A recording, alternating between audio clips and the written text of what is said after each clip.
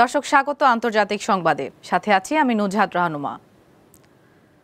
3 দিনের সফরে আগামীকাল ঢাকায় আসছেন পাকিস্তানের উপপ্রধানমন্ত্রী ও পররাষ্ট্রমন্ত্রী ইসহাক দার।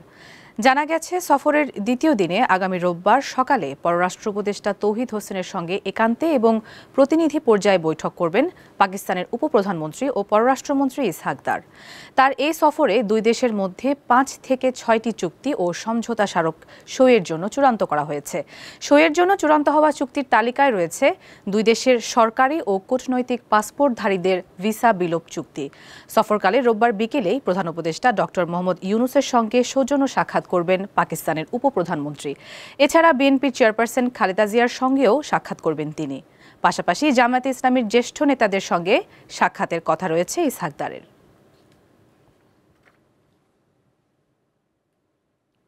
বাংলাদেশ সহ এশিয়ার 5টি দেশে নির্ধারিত সফর আপাতত বাতিল করেছেন ইতালির প্রধানমন্ত্রী জর্জিয়া মেলোনি। তার এই সিদ্ধান্ত বৃহস্পতিবার বাংলাদেশ সরকারকে জানানো হয়েছে। এশিয়ার 5টি দেশে সফরের শুরুতে প্রধান উপদেষ্টা ডক্টর মোহাম্মদ ইউনূসের আমন্ত্রণে 30 আগস্ট ইতালির প্রধানমন্ত্রী মেলোনির ঢাকায় আসার কথা ছিল। তবে ইউক্রেন যুদ্ধের বিষয়ে যুক্তরাষ্ট্র ও রাশিয়ার মধ্যে আলোচনায় ন্যাটোভুক্ত দেশগুলোর অন্যতম শীর্ষ নেতা হিসেবে গুরুত্বপূর্ণ ভূমিকা পালন করছে ইতালি। সেই ব্যস্ততার কারণে এশিয়া সফর বাতিল করেছেন মেলোনি। বাংলাদেশ সফরের পর সিঙ্গাপুর, ভিয়েতনাম, দক্ষিণ কোরিয়া ও জাপানে যাওয়ার কথা ছিল ইতালির প্রধানমন্ত্রীর।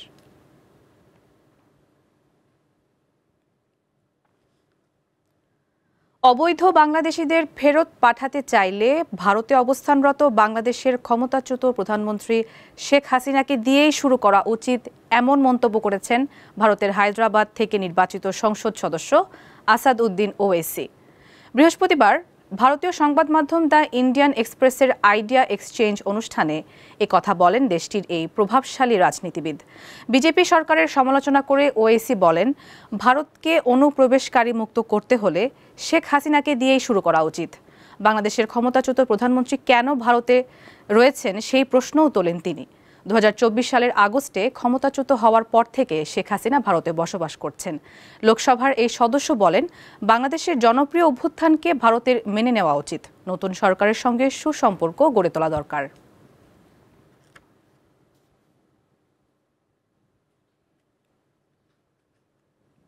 যুক্তরাষ্ট্রের সামরিক বাহিনীতে ব্রিগেডিয়ার জেনারেল পদে পদোন্নতি পেয়েছেন বাংলাদেশে জন্মগ্রহণকারী শরীফুল এম খান।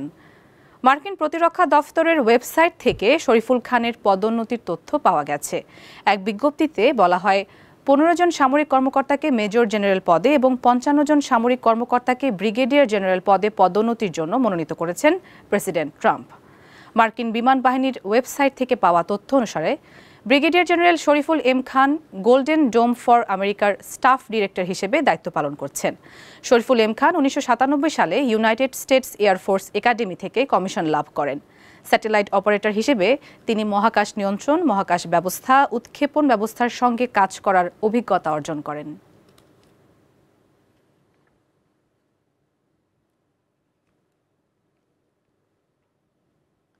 গাজা উপত্যকার মূল শহর গাজা সিটির বিভিন্ন স্থানে ব্যাপক হামলা চালাচ্ছে ইসরায়েলি বাহিনী।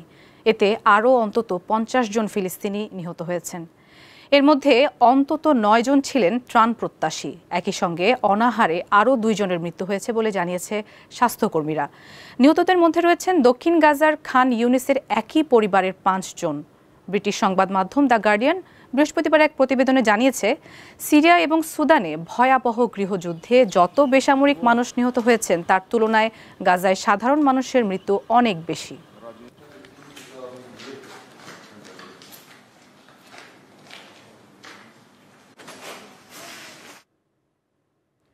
ফিলিস্তিনের অবরুদ্ধ গাজায় আটক সব জিম্মিকে মুক্তি ও যুদ্ধ শেষ করার জন্য তাৎক্ষণিক আলোচনার নির্দেশ দিয়েছেন ইসরায়েলের প্রধানমন্ত্রী বেনিয়ামিন নেতানিয়াহু। তবে একই সঙ্গে তার মন্ত্রিসভা গাজা শহর দখলের পরিকল্পনারও অনুমোদন করেছে। তেল আবিবের এই দুটি সিদ্ধান্ত একে অন্যের সঙ্গে সাংঘর্ষিক বলে উল্লেখ করেছেন শান্তি প্রক্রিয়ার সঙ্গে জড়িতরা। বৃহস্পতিবার দেয়া এক ভিডিও বার্তায় নেতানিয়াহু জানান, সব জিম্মির মুক্তির বিষয়ে দ্রুত আলোচনা শুরু করতে নির্দেশ দেওয়া হয়েছে। এর আগে গত সোমবার কাতার ও মিশরের মধ্যস্থতাকারীদের দেয়া ৬০ দিনের একটি যুদ্ধবিরতির প্রস্তাব মেনে নেয়ার কথা জানিয়েছিল হামাস। এই প্রস্তাবে গাজায় এখন আটক জিম্মিদের অর্ধেককে ছেড়ে দেওয়ার কথা বলা হয়। প্রস্তাবটি নিয়ে এতদিন ইসরায়েল কিছু না বললেও বৃহস্পতিবার প্রথমবার নেতানিয়াহু জানান, টেবিলে থাকা এখনকার প্রস্তাব তারা মানছেন না। তেল আবিবের দাবি, এখন আর ধাপে ধাপে নয়, সব জিম্মিকে একসঙ্গে ছাড়তে হবে, আর যুদ্ধ বন্ধ হবে তেল আবিবের শর্তে।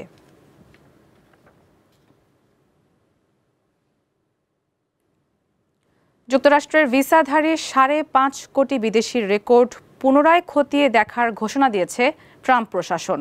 এই পদক্ষেপের আওতায় বৈধ মার্কিন ভিসা থাকলেও কেউ যুক্তরাষ্ট্র থেকে বিতাড়নের মুখে পড়তে পারেন। এছাড়া বাণিজ্যিক ট্রাক চালকদের ভিসা দেয়া বন্ধ করেছে যুক্তরাষ্ট্র। শুক্রবার এক প্রতিবেদনে এ তথ্য জানিয়েছে সংবাদ মাধ্যম আল জাজিরা। মার্কিন পররাষ্ট্র দপ্তর জানিয়েছে, দেশটির বৈধ ভিসাধারী ৫.৫০ লাখেরও বেশি বিদেশির রেকর্ড তারা পর্যালোচনা করছে। কোনোভাবে তারা ভিসার অযোগ্য প্রমাণিত হলে তা বাতিল হবে এবং সংশ্লিষ্ট ব্যক্তি যুক্তরাষ্ট্রে অবস্থান করলে তাকে বহিষ্কার করা হবে। দেশটির পররাষ্ট্র দপ্তরের ভাষ্য, ভিসাধারীরা অতিরিক্ত সময় অবস্থান করছেন কিনা, অপরাধমূলক কর্মকাণ্ডে যুক্ত, জননিরাপত্তার জন্য হুমকি, সন্ত্রাসী কর্মকাণ্ডে জড়িত বা সন্ত্রাসী সংগঠনকে সহায়তা করছেন কিনা এসব বিষয় খতিয়ে দেখা হচ্ছে। ইউক্রেন ও ইসরায়েলে অস্থিতিশীলতা তৈরির নেটওয়ার্কের অংশ হওয়ায় ইরানের একজন তেল ব্যবসায়ী ও ৪ কোম্পানির বিরুদ্ধে নিষেধাজ্ঞা আরোপ করেছে যুক্তরাজ্য। বৃহস্পতিবার ব্রিটেনের মধ্যপ্রাচ্য বিষয়ক মন্ত্রী হ্যামিশ ফ্যালকনার এই নিষেধাজ্ঞা আরোপের তথ্য নিশ্চিত করেন। ইরানি ব্যবসায়ী মোহাম্মদ হোসেন শামখানের সম্পদ জব্দ ও তার উপর ভ্রমণ নিষেধাজ্ঞা আরোপ করা হয়েছে। পাশাপাশি শিপিং, পেট্রোকেমিক্যাল ও আর্থিক খাতের কিছু কোম্পানির সম্পদও জব্দ করা হয়েছে। ফ্যালকনার বলেন, ইরান যেসব বাণিজ্য নেটওয়ার্ক ও সংশ্লিষ্ট সংস্থার আয়ের উপর নির্ভরশীল, সেসব সংস্থা দেশটিকে বিদেশে অস্থিতিশীল কার্যক্রম পরিচালনায় সক্ষম করে তুলেছে। এর মধ্যে আঞ্চলিক বিভিন্ন প্রক্সি গোষ্ঠী ও তাদের সহযোগীদের সহায়তা এবং ব্রিটিশ ভূখণ্ডে ইরানের রাষ্ট্রীয় সমর্থিত হুমকি সৃষ্টিকারীরাও রয়েছে। লন্ডনে নিযুক্ত ইরানি দূতাবাস এই পদক্ষেপের নিন্দা জানিয়ে এটিকে একতরফা, অবৈধ এবং ভিত্তিহীন বলে উল্লেখ করেছে।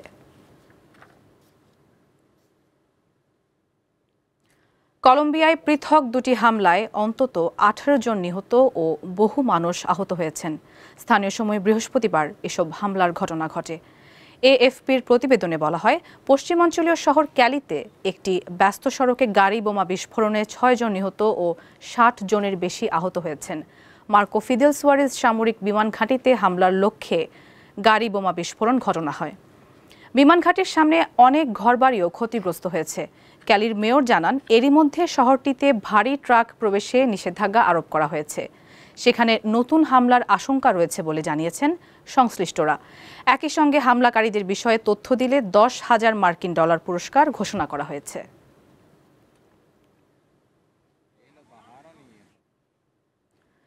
ইউক্রেন যুদ্ধ বন্ধে 4টি শর্ত দিয়েছেন রাশিয়ার প্রেসিডেন্ট ভ্লাদিমির পুতিন। এই শর্তগুলোর মধ্যে রয়েছে, ইউক্রেনকে পুরো পূর্বাঞ্চলীয় দনবাস অঞ্চল ছাড়তে হবে, ন্যাটোতে যোগদানের আকাঙ্ক্ষা ত্যাগ করতে হবে, নিরপেক্ষ থেকে পশ্চিমা সেনাদের দূরে রাখতে হবে।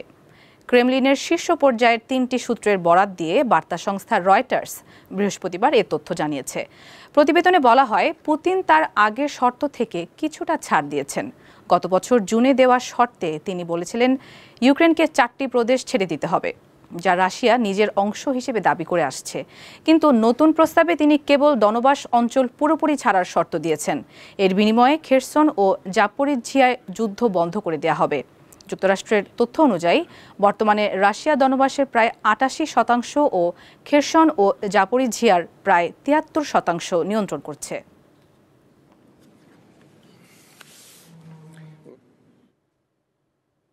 মার্কিন প্রেসিডেন্ট ডোনাল্ড ট্রাম্পের বিরুদ্ধে জালিয়াতি মামলায় প্রায় $500 মিলিয়ন জরিমানা বাতিল করেছে যুক্তরাষ্ট্রের একটি আদালত। বৃহস্পতিবার এই জরিমানাকে অতিরিক্ত আখ্যা দিয়ে বাতিল করলেও ট্রাম্পের বিরুদ্ধে দেয়া দণ্ড বহাল রেখেছেন নিউ ইয়র্কের আপিল আদালত। নিউ ইয়র্কের অ্যাটর্নি জেনারেল জানান, রায়ের বিরুদ্ধে উচ্চ আদালতে আপিল করার পরিকল্পনা রয়েছে। আপিল আদালতের রায়কে ভুয়া মামলার বিরুদ্ধে বড় জয় বলে বর্ণনা করেছেন প্রেসিডেন্ট ট্রাম্প। 2024 সালের ফেব্রুয়ারিতে ট্রাম্প যখন হোয়াইট হাউস পুনরুদ্ধারে নির্বাচনী প্রচারণা চালাচ্ছিলেন, তখন বিচারক আর্থার এনগোরন ট্রাম্পকে দোষী সাব্যস্ত করে জরিমানা করেন। সেই সঙ্গে 3 বছরের জন্য তাকে ব্যবসা পরিচালনা থেকে নিষিদ্ধ করা হয়।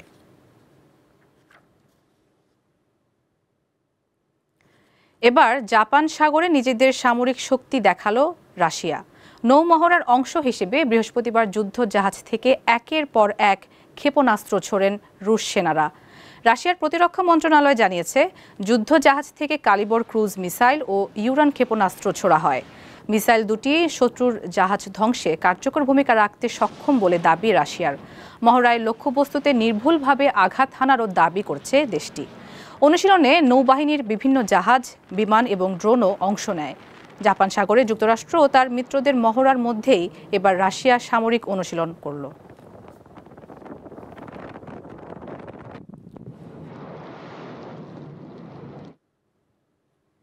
প্রবল বর্ষণে নাজেহাল ভারত। দেশটির আবহাওয়া দপ্তর জানিয়েছে, আগামী কয়েকদিন ধরে ভারী থেকে অতি ভারী বৃষ্টিপাত অব্যাহত থাকবে। বিশেষ করে পশ্চিমাঞ্চলীয় রাজ্যে অতি ভারী বর্ষণের পূর্বাভাস দেওয়া হয়েছে। এছাড়া দক্ষিণ কেরালা, তেলেঙ্গানা, অন্ধ্রপ্রদেশ ও তামিলনাড়ুতেও প্রবল বৃষ্টিপাত হতে পারে। এর পাশাপাশি মধ্যপ্রদেশ, ছত্তিশগড়, বিহার, ঝাড়খণ্ড, পশ্চিমবঙ্গ ও সিকিমেও টানা বর্ষণের সতর্কতা জারি রয়েছে। সবচেয়ে ভয়াবহ পরিস্থিতি মহারাষ্ট্রে। মুম্বাই শহর ও আশপাশের জেলায় টানা বর্ষণে জলাবদ্ধতা তৈরি হয়েছে। মুম্বাই উপকূলীয় অঞ্চল সহ 9 জেলায় প্রায় 4600 মানুষকে নিরাপদ স্থানে সরিয়ে নেওয়া হয়েছে। রাজ্যের মুখ্যমন্ত্রী জানিয়েছেন, সেখানে এনডিআরএফ ও এসডিআরএফ দলকে মোতায়েন করা হয়েছে।